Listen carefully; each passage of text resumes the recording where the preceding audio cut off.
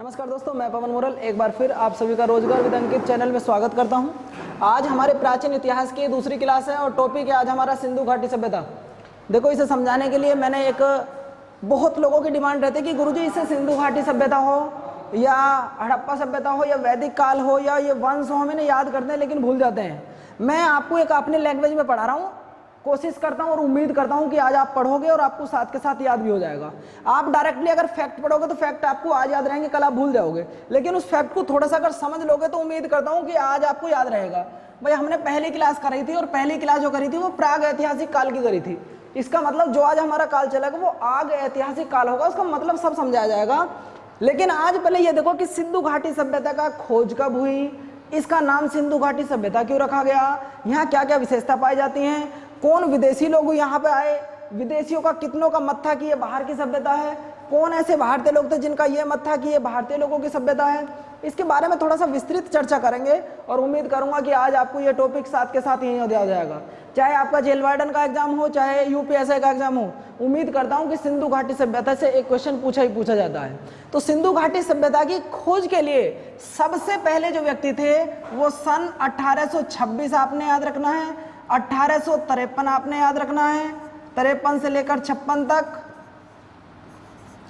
और इसके बाद आपने याद रखना है फिर 1826, 1856 और 1856 याद दोबारा रखना है, और इसके बाद एक आपको याद रखना 1921, और आप लगभग सिंधु घाटी सभ्यता की खोज तक पहुंच जाते हो।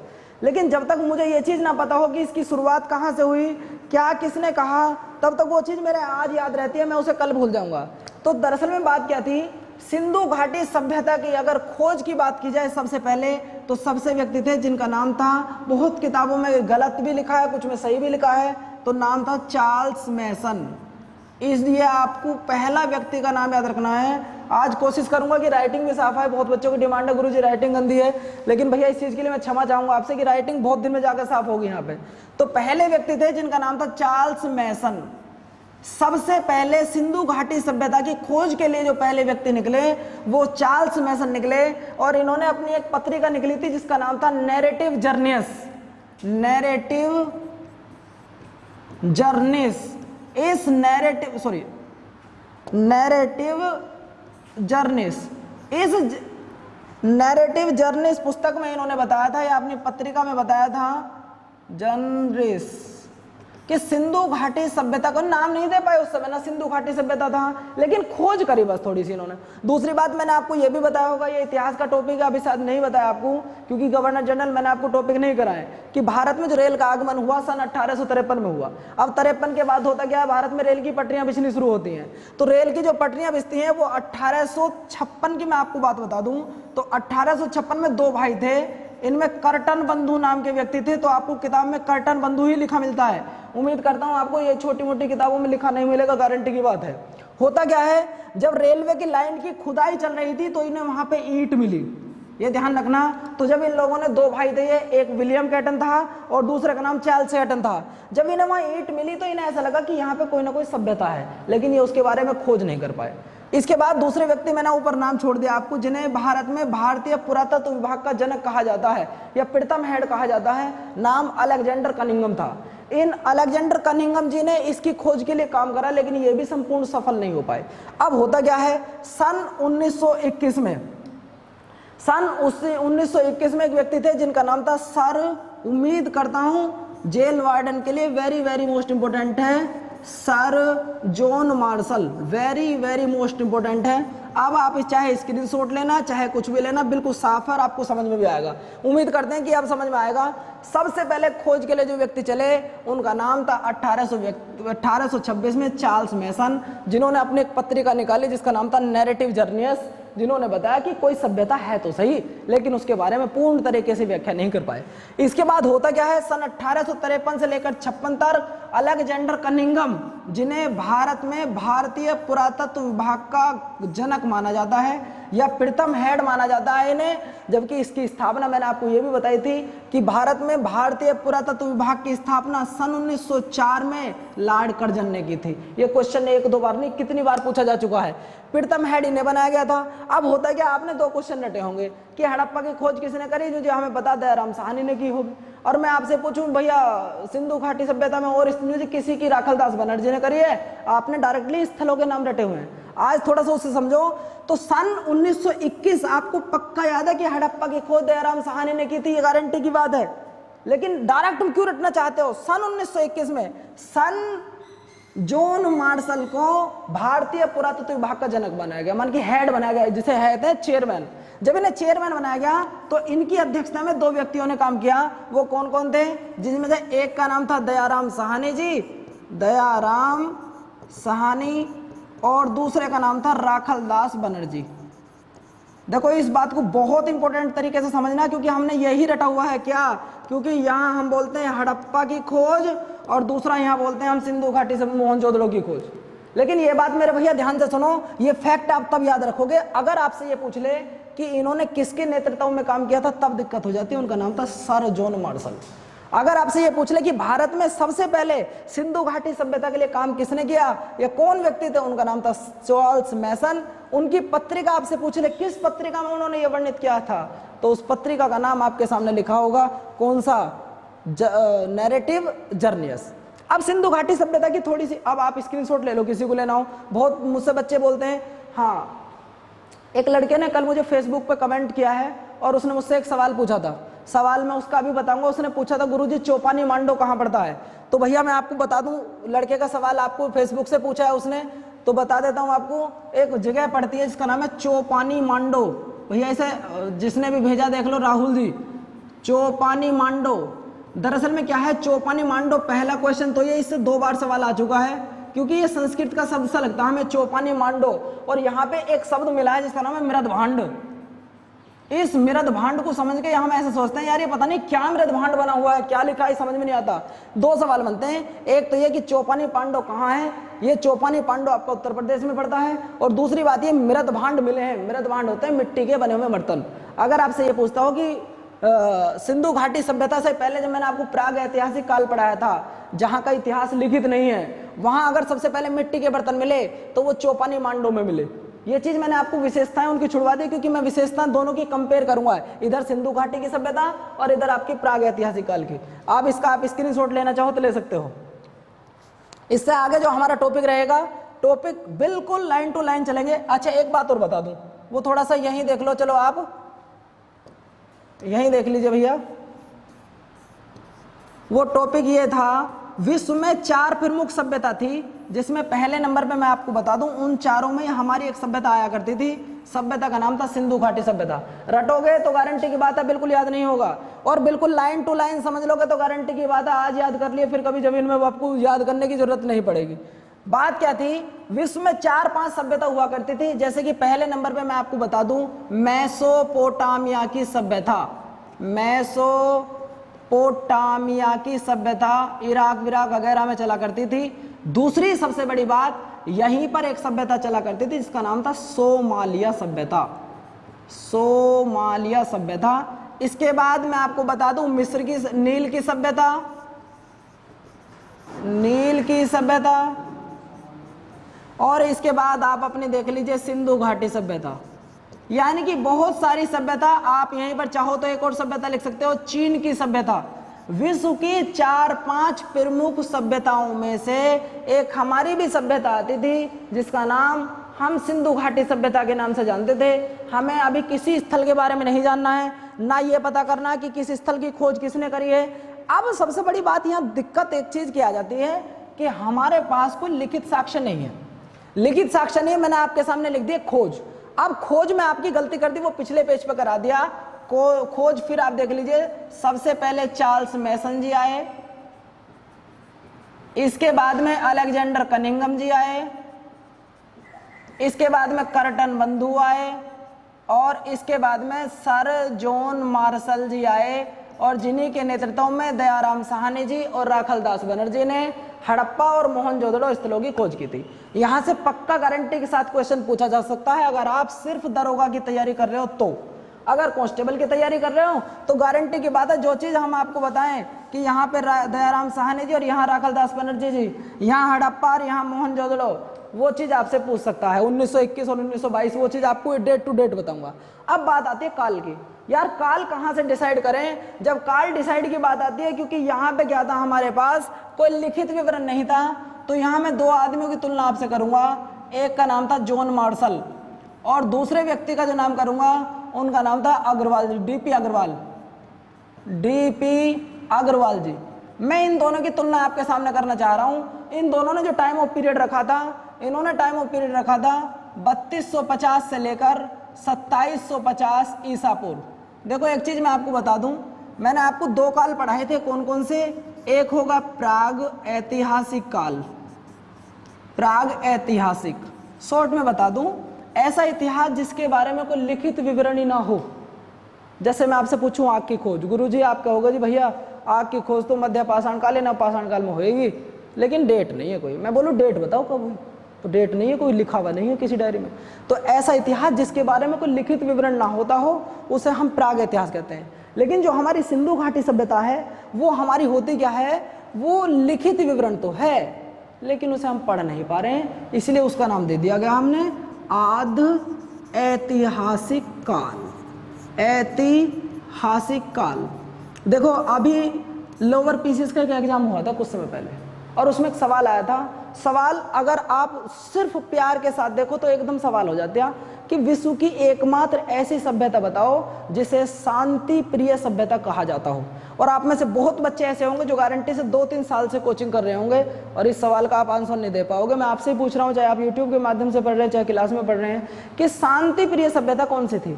देखो गौर से देखा जाए भैया, आपने बहुत बार सिंधु घाटी सभ्यता पढ़ी है, आप मुझे उसमें एक भी युद्ध का नाम बता दीजिए गुरुजी सिंधु घाटी सभ्यता में कभी युद्ध हुआ था। इसलिए सिंधु घाटी सभ्यता हमारी एकमात्र ऐसी सभ्यता है जिसमें हम उसे शांति प्रिय भी कह सकते हैं और जहां किसी भी प्रकार का कोई युद्ध अभी तक नहीं हुआ था। दूसरी बात, जो डीपी अग्रवाल जी थे, इन्होंने जो टाइम ऑफ पीरियड डिसाइड किया था, इन्होंने किया था 2300 ईसा पूर्व से और 1750 ईसा पूर्व। अब आपने एक बात और सुना होगा कि किसी की अगर आयु निकालनी हो तो हम इसके द्वारा निकालते हैं। मैं C14 लिख रहा हूं, इसका मतलब तो आप जानते होंगे कार्बन 14, कि किसी की अगर हमें आयु निकालनी हो तो इसी के द्वारा निकालते हैं। तो इसके द्वारा जो आयु निर्धारित की गई वो डीपी अग्रवाल जी की बात को सिद्ध मान लिया गया। जबकि कुछ लोग, क्योंकि लिखित विवरण नहीं है हमारे पास, यहाँ लिखित विवरण तो है लेकिन उसे पढ़ नहीं पा रहे। अब मैं आपसे पूछ रहा हूँ, ये क्या लिख रहा भाई सिंधु घाटी सभ्यता का मतलब है ऐसा इतिहास। इतिहास तो है सिंधु घाटी सभ्यता का, लेकिन जब उसे पढ़ ही नहीं पा रहे। अब हमें क्या पता ये 3200 लिख रहा है, 3300 लिख रहा है, लेकिन जब कार्बन डेटिंग 14 के तहत इसकी आयु निकाली गई, तब जो इसकी आयु निर्धारित की गई वो कहा गया कि भाई इसकी आयु, तो आप एक काम करो, सब इतिहासकारों में मतभेद है, तो 2500 से लेकर, यानी कि 2500 ईसा पूर्व से लेकर आप 1700 ईसा पूर्व तक मान लीजिए, ये इतिहासकारों का मतभेद है। देखो एक बात सुनो, मैं आपसे कहूं भैया यहां से मुझे जाना दिल्ली, आप में से कोई बच्चा ऐसा कि किसी ने आज तक मीटर लगा के नापा हो दिल्ली? कोई कहेगा गुरुजी 50 किलोमीटर पड़ता है, कोई कहेगा 60 पड़ता है। एक्चुअल किसी को नहीं पता ना, एक्चुअल सिर्फ उसको पता होगा जो यहाँ से बिल्कुल मीटर लेकर दिल्ली तक जाएगा और फिर मीटर से मुझे आकर बताया गुरुजी इतना पड़ता है। इसका मतलब हम जब गए आज तक हम सिर्फ अंदाजे से गए, तो जितने भी इतिहासकार थे वो सिर्फ अंदाजा मार रहे हैं, बाकी पता किसी को भी नहीं था। अलग अलग इतिहासकारों का अलग अलग मत था। अगला टॉपिक देखिए, इसी का टॉपिक क्या है, अब आता है इसका नामकरण। आखिर इसका नाम सिंधु घाटी सभ्यता ही क्यों रखा? भाई कुछ और भी तो रख सकते थे, एक सभ्यता हमें मिली, तो बात यह आती है कि इसका नाम रटना नहीं है। आज क्लास बहुत ज्यादा इंपॉर्टेंट है, जेल वार्डन के लिए 1 नंबर पक्का आ सकता है, क्योंकि मुझे उम्मीद है कि जेल वार्डन और यूपीएसआई यहां से क्वेश्चन पूछ सकते हैं। क्वेश्चन क्या होगा? नामकरण, आखिर इसका नाम सिंधु घाटी सभ्यता क्यों रखा गया? भाई अगर मैं आपसे ये पूछना चाहूं, कोई भी भाई और बहन जो हमारे YouTube के माध्यम से पढ़ रहे हो, मैं आपसे सिर्फ इतना पूछना चाहता हूं कि इसका नाम 3 बार नाम चेंज हुए थे। पहला नाम सिंधु घाटी सभ्यता, दूसरा नाम सिंधु सरस्वती सभ्यता, तीसरा कई बार आपने देखा होगा कि कुछ लोग सिंधु घाटी सभ्यता कहते हैं और कुछ लोग हड़प्पा सभ्यता कह के निकल जाते हैं। भाई ये बात समझने की कोशिश करो, कुछ लोग तो कह रहे हैं हड़प्पा सभ्यता, कुछ लोग कह रहे हैं सिंधु घाटी सभ्यता, मतलब दोनों का एक ही है। आखिर नाम पहले सिंधु घाटी सभ्यता या हड़प्पा सभ्यता? और अगर ये नाम थे तो फिर सिंधु सरस्वती कहाँ से आया? मैंने अभी आपको बताया कि उस समय हमारे पास लिखित विवरण तो है लेकिन उसे हम पढ़ नहीं पाए। तो जितने भी सिंधु घाटी सभ्यता में स्थल खोजे गए वो सब स्थल सिंधु नदी के आसपास खोजे गए, इसीलिए इस सभ्यता का नाम क्या रख दिया भैया? सिंधु घाटी सभ्यता। कुछ इतिहासकारों का ऐसा मानना था, कुछ इतिहासकारों का नहीं, ऐसा सिद्ध भी हुआ है कि सिंधु घाटी सभ्यता में जितने भी स्थल खोजे गए थे आज तक का मैं आपको अगर रिकॉर्ड बताऊं तो आज तक सिंधु घाटी सभ्यता में कुल 1500 स्थल खोजे जा चुके हैं आजादी के बाद। भारत की आजादी से पहले मात्र 60 स्थल हुआ करते थे, आज आपके 1500 स्थल हैं, जिसमें से 598 आपके पाकिस्तान में है और 900 आपके भारत में है और 2 आपके अफगानिस्तान में है। यानी कि सिंधु घाटी सभ्यता का जब हम विस्तार पढ़ेंगे तो विस्तार कितने देशों में ये भी चीज मैं आपको बताऊंगा। सबसे पहले भारत, इसके बाद पाकिस्तान, इसके बाद अफगानिस्तान, ये सारी चीज आपको आज कवर कराई जाएगी। तो टॉपिक देखो जरा, इतिहासकारों का मत था कि नाम सिंधु घाटी सभ्यता रख लें। अब हुआ क्या, कुछ स्थल ऐसे थे जो सरस्वती नदी के किनारे मिले तो इसका नाम क्या चेंज कर दिया?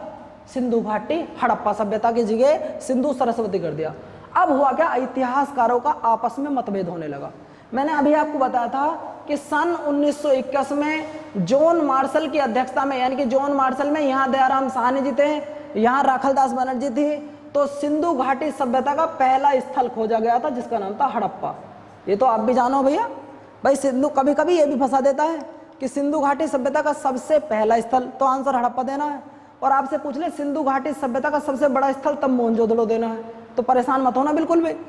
तब इतिहासकारों ने यह कहा और ऐसा लिखा गया है हमारे भारतीय पुरातत्व में कि अगर किसी स्थल को लेकर दिक्कत हो रही है, उसके नाम को लेकर इतिहासकार आपस में भिड़ रहे हैं, तब एक काम कीजिए, जो उसका सबसे पहला स्थल खोजा गया है उसी के नाम पर इस सभ्यता का नाम डाल दीजिए। और इसका सबसे पहले जो खोजा गया स्थल है वो कौन सा बताया मैंने आपको? बताओ भैया कौन सा बताया? हड़प्पा सभ्यता। बात समझ में आ रही है तक नहीं? अब एक चीज और देख लो साथ के साथ, उद्भव में अभी थोड़ी देर के लिए, चलो उद्भव ही क्लियर कर लीजिए। पहले उद्भव की बात करते हैं तो इसे हटा दो जरा एक बार। पहले ये बता दो समझ में आ रही है यहाँ तक की कहानी? मैं अब लिखता हूं इसका उद्भव। भाई सीधी सी बात है, हमारा देश इस समय गुलामी की जंजीरों में जकड़ा हुआ था जिस समय खोज की बात चल रही है 1921 से बाद की। तो जो विदेशी लोग थे वो कैसे कह देंगे कि ये भारत के लोगों ने खोजा है? जो ये विदेशी लोग थे वो कैसे कह देंगे कि इसे भारतीय लोगों ने खोजा है? और जो भारत के रहने वाले, जो भारतीय पुरातत्व विभाग में काम करते हैं, वो कैसे कह देंगे कि हमारी सभ्यता को विदेशी लोगों ने खोजा है? इसी बात को लेकर आपस में मतभेद हो गया।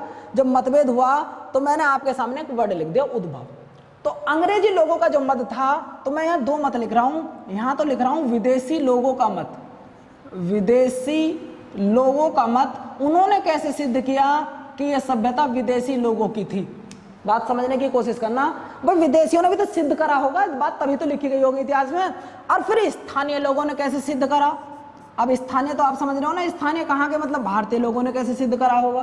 तो जैसे कि ऊपर आपने सर जॉन मार्शल थे, डीपी अग्रवाल थे, मार्शल जी थे, व्हीलर थे, गार्डन साहब थे, इन्होंने कहा भाई हम अपनी बात सिद्ध करने के लिए आपसे कुछ कहना चाहते हैं। जी कहो, कहना क्या चाहते हैं? यहाँ पे मान लीजिए यहाँ चल रही है सिंधु घाटी सभ्यता, जी मान लिया हम आपकी बात, कोई दिक्कत नहीं है। जब सिंधु घाटी सभ्यता थी तो यहाँ पे चल रही थी मेसोपोटामिया की सभ्यता, मैंने अभी आपको बताई थी।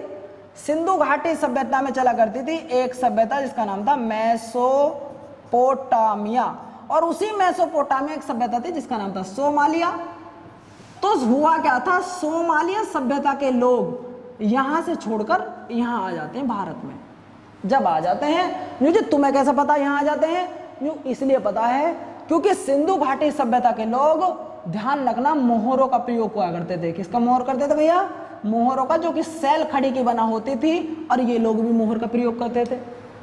इन लोगों को भी पक्की ईंटों का ज्ञान था और इन्हें भी पक्की ईंटों का ज्ञान था, तो इन्होंने अपनी बात सिद्ध कर दी और ये कह दिया कि जो सिंधु, ये पढ़ाई बिल्कुल जो मैं अब उद्भव पढ़ा रहा हूँ, ये यूपीएसआई के लिए या इससे अपर आप लोअर पीसीएस या पीसीएस की तैयारी कर रहे हो, यहाँ डिस्क्रिप्टिव एग्जाम पूछा जाता हो, गारंटी से मैं आपको बता रहा हूँ, ये कहानी आपके लिए वेल सेटिस्फाइड है। दूसरी बात, विदेशी लोगों ने सिद्ध कर दिया, जिसमें गार्डनर साहब थे, चार्डविक साहब थे, मार्शल थे, चाइल्ड थे, डीडी कोसाम्बी थे।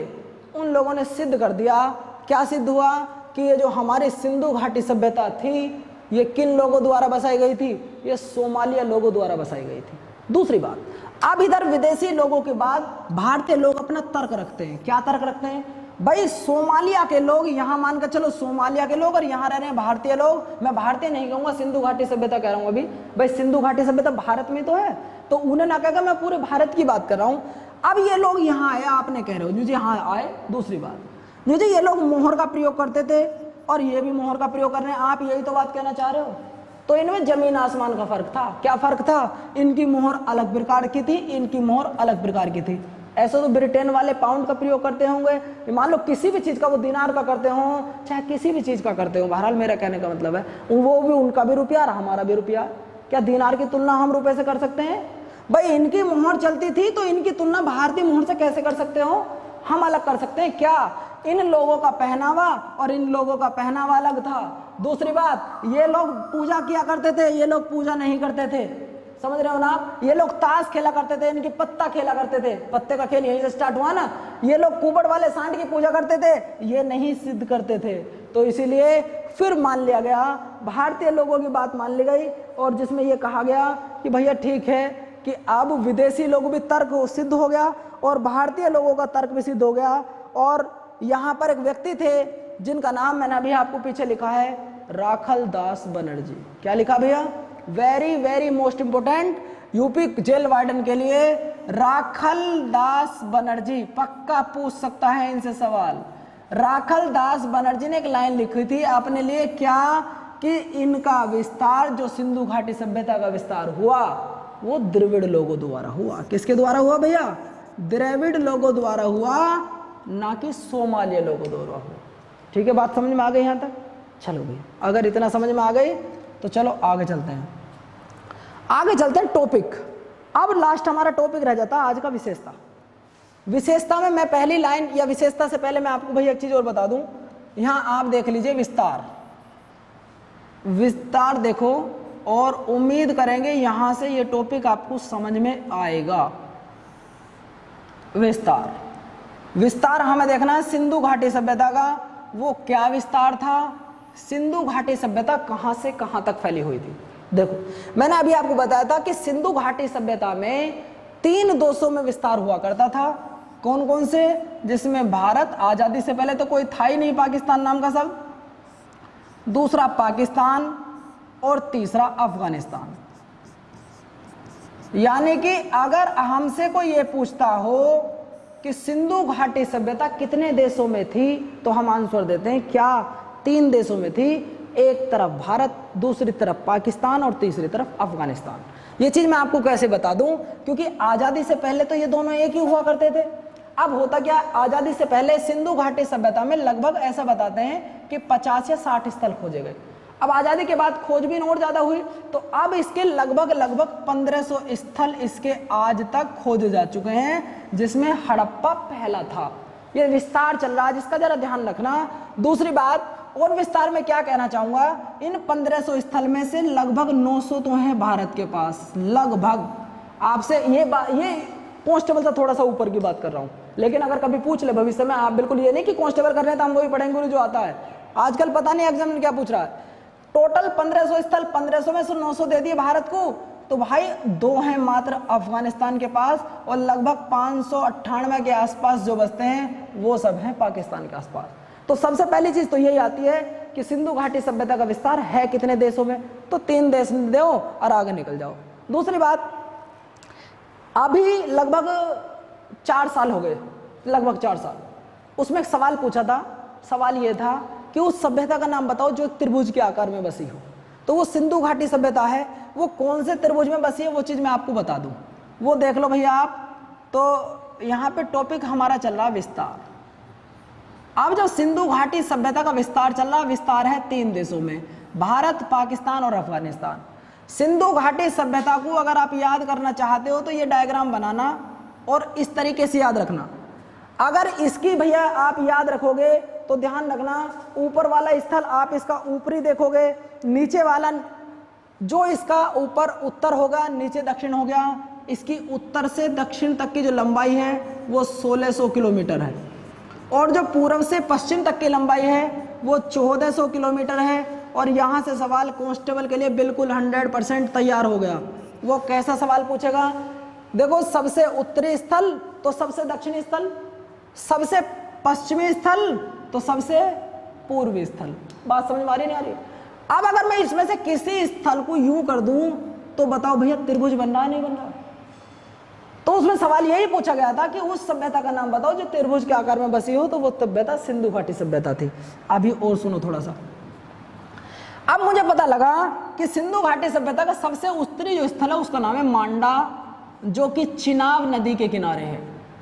पहला सवाल ये पूछेगा कि सिंधु घाटी सभ्यता का सबसे उत्तरी स्थल का नाम बताओ। ये कांस्टेबल यूपी के लिए पक्का गारंटी से पूछ सकता है कि सिंधु घाटी सभ्यता का सबसे उत्तरी स्थल का नाम मांडा जम्मू कश्मीर में पड़ता है और चिनाब नदी के किनारे है। बात क्लियर होगी? दूसरी बात, आपसे पूछेगा पूर्वी स्थल, तो पूर्वी स्थल का नाम आलमगीरपुर, आलमगीरपुर जो कि आपका मेरठ और कुछ हिस्सा इसका बागपत में पड़ता है और जो हमारा हिंडन नदी के किनारे है। ये दो चीज आपसे पूछ सकता है क्या कि इसका पूर्वी स्थल बताइए। पूर्वी स्थल आप आंसर दे देंगे आलमगीरपुर, पड़ता कहाँ है? मेरठ में और कुछ हिस्सा बागपत में आता है। और किस नदी के किनारे? हिंडन नदी के किनारे। जब हम नीचे आते हैं तो नीचे मिलता हमें दक्षिण, दक्षिण में हमें मिल जाता देमाबाद। हम पहली क्लास में अपनी में गलती कर गए थे, हम जल्दी जल्दी ये बोल गए कि देमाबाद दशक नदी के किनारे पड़ता है, जबकि ऐसा नहीं था, गलती थी मेरी उस समय। देमाबाद यहाँ पे दशक नदी नहीं है, एक गोदावरी की सहायक नदी है जिसका नाम अगर आप सिर्फ देखो यही फर्क हो जाता है। थोड़ा सा फर्क क्या है? अगर आपसे नॉर्मल यही पूछ ले कि बताइए देमाबाद किस नदी के किनारे और उसमें ऑप्शन गोदावरी दे रखा हो और कांस्टेबल तक सीमित हो तो आंसर गोदावरी देकर निकल जाओ। अगर आप लोअर पीसीएस या और आगे पीसीएस की तैयारी कर रहे हो और वहां आपसे पूछे देमाबाद किस नदी के किनारे है और उसमें गोदावरी भी दे रखा हो और उसमें प्रवरा नदी भी दे रखा हो तो गोदावरी नहीं लगाना है। फिर जो गोदावरी की सहायक नदी है उसके किनारे बसा हुआ है। लेकिन बस आपने एक ही नाम याद रखना है, गोदावरी नदी के किनारे बसा है और है कहाँ पर? महाराष्ट्र में। तो अब हमें दो चीज मिल गई, एक तो ये कि सिंधु घाटी सभ्यता का सबसे उत्तरी स्थल, सबसे पूर्वी स्थल, सबसे दक्षिणी स्थल, रह कौन सा गया? पश्चिमी स्थल। नाम हमारा आता है सूतकांगेडोर, सूतकांगेडोर। उम्मीद करता हूं क्लास आपको समझ में आ रही होगी, लेकिन प्लीज थोड़ा सा कोऑपरेट करिए। सिंधु घाटी सभ्यता का सबसे पूर्वी स्थल आपका आलमगीरपुर, सबसे पश्चिमी स्थल सूतकांगेडोर जो कि आपका बलूचिस्तान में पड़ता है। और बहरहाल आपसे ये चीज पूछ सकता है कि उस सभ्यता का नाम बताइए जो एक त्रिभुज के आकार में बसी हो, तो आप कहीं से भी देख सकते हो। आपको दो तरफ जहां आप बनाना चाहें बनाइए, त्रिभुज बना नहीं बना, आप बनाना चाहिए त्रिभुज बना नहीं बना, आप बनाना चाहो त्रिभुज बनना नहीं बन रहा है। तो सवाल पूछा गया था कि एकमात्र उस सभ्यता का नाम बताइए जो एक त्रिभुज के आकार में बसी हो, तो आप आंसर देकर निकल जाते हैं भैया आंसर उसका सिंधु घाटी सभ्यता आता है। हमारा विस्तार हो गया, हमारा मैंने आपको खोज बता दी, उद्भव मैंने आपको बता दिया कि विदेशी लोग क्या कहते हैं, भारतीय लोग क्या कहते हैं। अब सिंधु घाटी सभ्यता की कुछ रह जाती है विशेषताएं। मैं डायरेक्ट वो नहीं पढ़ा रहा कि लिखो सिंधु घाटी सभ्यता में खोजा गया प्रथम स्थल है और यह हमारा काम खत्म होता है। यार वो सब नहीं याद कर रखें। हमें सब पता है कि हड़प्पा की खोज किसने करी, राखलदास बनर्जी या मोहनजोदड़ो की किसने खोज करी, वहां मृतकों का टीला कहते हैं, वो सबको याद है। थोड़ा सा अलग पढ़ लो हल्का सा। अब सिंधु घाटी सभ्यता की एक टॉपिक और रह गया लास्ट, इनकी पढ़ लो विशेषता। आखिर इसमें क्या विशेष बात थी? विशेष बात ये कि सिंधु घाटी सभ्यता एक नगरीय सभ्यता थी। कैसी सभ्यता थी भैया?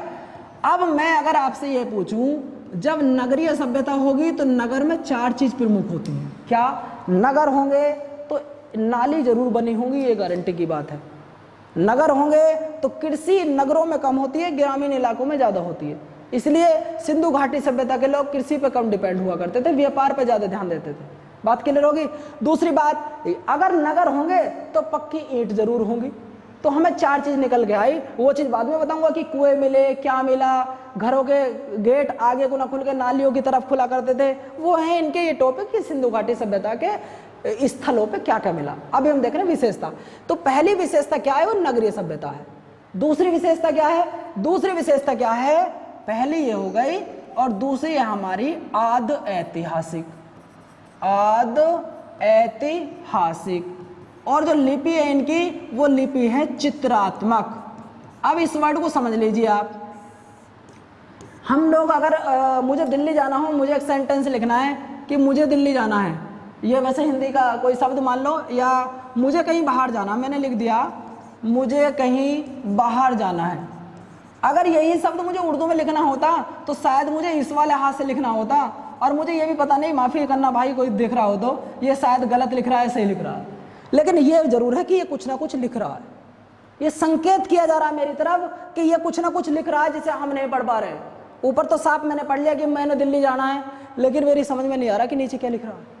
इसी तरीके से एक भाषा हमारी चित्रात्मक लिपि है जो कि सीधे हाथ से उल्टे हाथ की तरफ लिखी जाती है, और ये लिपि मैंने आपको बताई थी कि एक साइन बोर्ड मिला है, उस पर 10 लाइन लिखी है, वो आज तक पढ़ी नहीं गई है, वो सिंधु घाटी सभ्यता में मिला है, लेकिन महादेव देसाई जी ने उसे पढ़ने का वादा किया है, लेकिन वो भी अभी नहीं पढ़ पाए पूरी तरीके से।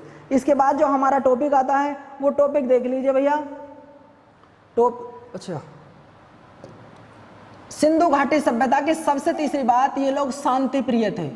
ये सवाल ही पूछा गया था भैया पीसीएस में, शांति प्रिय उस सभ्यता का नाम बताओ जो शांति प्रिय सभ्यता हो। आप लोग जो भी यूट्यूब के माध्यम से पढ़ रहे हो या जो भी हमारी क्लास में बैठे हुए स्टूडेंट्स हैं, आप लोगों ने आपसे पहले गारंटी की बात है, देखो अभी जो सिंधु घाटी सभ्यता ही जो पढ़ाने का मेन टॉपिक है, मैं उस पर भी आया भी नहीं हूँ। जैसे कि मोहनजोदड़ो की खोज किसने करी है वो बात अलग है, बात यह थी कि आपने खूब पढ़ी होगी सिंधु घाटी सभ्यता, उसमें एक भी युद्ध का नाम बता दीजिए कि गुरुजी इसमें युद्ध हुए हों। तो ऐसी एकमात्र सभ्यता जिसे हम शांति प्रिय सभ्यता का नाम दे देते हैं, वो हमारी कौन सी हो जाती है भैया? वो हो जाती है हमारी सिंधु घाटी सभ्यता। दूसरी बात मैंने अभी आपको बताया था, अगर नगर होंगे तो कृषि कम होगी, व्यापार ज्यादा होगा। तो तीसरी बात ये आती है कि व्यापार प्रधान थे, व्यापार प्रधान थे। और तीसरी बात जो आती है विस्तृत क्षेत्र था, और विस्तृत क्षेत्र कितने देशों में था ये भी मैंने आपको बता दिया है। यानी कि दो सभ्यता मैंने आपको बताई हैं, एक मिस्र की सभ्यता थी और एक नील की सभ्यता थी। इसे वेरी मोस्ट इंपोर्टेंट करके लिख लेना।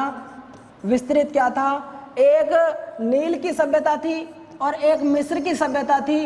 अगर इन दोनों को जोड़ दिया जाए तो उससे लगभग 12 गुनी सभ्यता जो थी वो हमारी सिंधु घाटी सभ्यता थी। ये हमारा आज का टॉपिक था।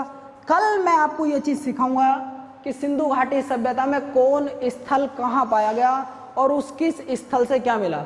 भैया जो भी जिस लड़के ने भी वो सवाल पूछा था चौपानी पांडव, वो सवाल से सेटिस्फाइड हो तो एक बार हमें कमेंट्स में करके बताया कि गुरुजी समझ में आ गया है। बाकी आप बिल्कुल परेशान मत होना, इसके लिए फिर एक वीडियो बनाई जाएगी। ठीक है दोस्तों, थैंक यू, धन्यवाद। क्लास समझ में आई हो, अच्छी लगी हो तो कमेंट्स के माध्यम से लाइक, शेयर और सब्सक्राइब जरूर करते हैं। ठीक है भैया।